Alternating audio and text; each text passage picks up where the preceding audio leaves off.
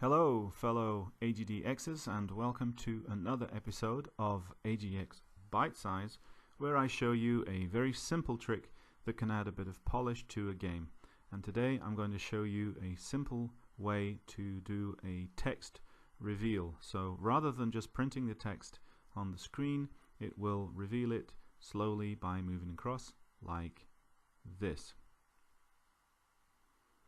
And so there you go. As you can see, it's moving from left to right and displaying the text in a way that you might find on classic arcade games and so on. So let's take a look at how it's done. It's pretty straightforward.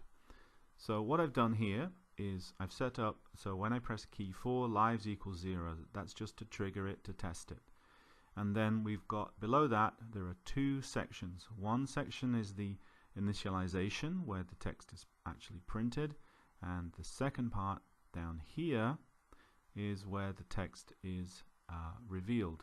Now I use the variable m for game mode, and I've set 100 to mean game over. So I've put here, if lives equals 0, if m does not equal 100 here, then I will set the line 10 column 2, and I set the color to be 0, that is black on black, so it won't appear. And then I put it in as a message, and then I set parameter b to be 8, and then I set m to 100. These two things are separate so that the reveal happens, but the initialization only happens once. So once that happens, it will then check to see if m equals 100, which will be the mode for displaying the text. What we do is we store x and y in line and column. It's the sprite x and y, so that they can be restored. We set x to the row and we set y to the column, and here we're starting from 8, so that's the start of our text. We then use sprink 4, then we restore line and column so that the sprite stays exactly where it is, and then we increase param b, and then we check if it's greater than 160, and if it is, then that means the message has completed, and that will be the end of the game. So with this, the code will be looping through that part of the code there, and as you can see, when we run it and I press a key, then we get the game over player 1 message. So that's pretty much it. I've used that in a couple of games already, and obviously there are some changes that you can make. One example of this, of course, would be to make it a little bit faster. So if I put, for example, here 8, you'll see it displays it much faster. So because obviously it's skipping by 8 pixels rather than 2, you can make it slower as well. You can change the color here, of course, and if you want to, you could try, for example, here a random color.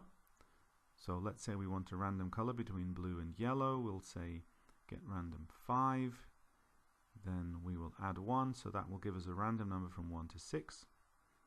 Sprink rand, and as you'll see, the letters will now be displayed in random colors. So again, if that's something that floats your boat, you can try that out as well. And another possibility would be something like this, as you can see here.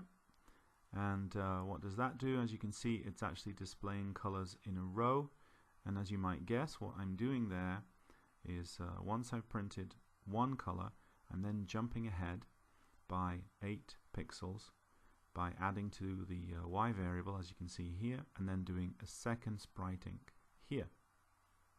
So you could actually increase that. So let's take a look here. I could do another one, go across another character, maybe put blue in there, and then you would get a 3-colored effect like that, which is pretty cool. And obviously you could do even more than that if you wanted to, more colors, just by adjusting that. So it's not much, but it doesn't take up a lot of code space, and messages and things like that, I think it adds a little bit of a touch of authenticity to the game, the kind of thing that you would see in the arcade or in an arcade adventure or something like that. It just adds a little bit to the atmosphere, doesn't it? Okay, so that is it really for today. Just a little quick one. I haven't made a video for a while. I will be making more, I promise, but I thought I hadn't done one for a while and I really ought to do at least something, so there you go. Alright, well, as always, keep enjoying the Spectrum, keep enjoying AGDx, and happy coding. Thanks a lot. Bye bye.